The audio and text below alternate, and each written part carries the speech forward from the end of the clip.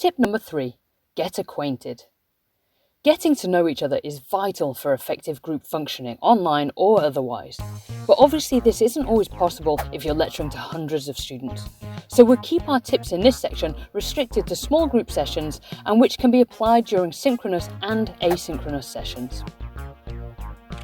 When using predominantly asynchronous group interaction, during the first week of your course, ask your students to write a post to introduce themselves and to respond to at least 3 posts made by their peers.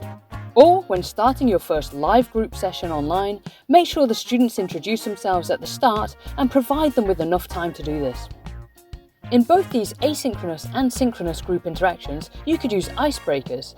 For example, ask the students to share a picture of themselves and briefly introduce themselves, such as where they're from, their previous education, have they got pets, hobbies, or anything they feel comfortable to share.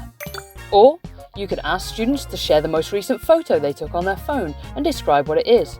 This could be a nice way for people to introduce their hobbies or discuss their latest activities. Finally, how about asking students to talk about their last holiday or about the holiday of their dreams, and you could encourage them to include a picture.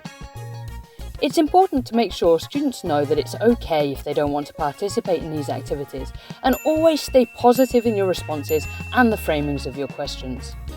Be aware that students are likely to follow your example. In synchronous chat environments, for example, if you don't use your webcam, students will likely also keep their cameras off, and some students may prefer not to show their faces on screen.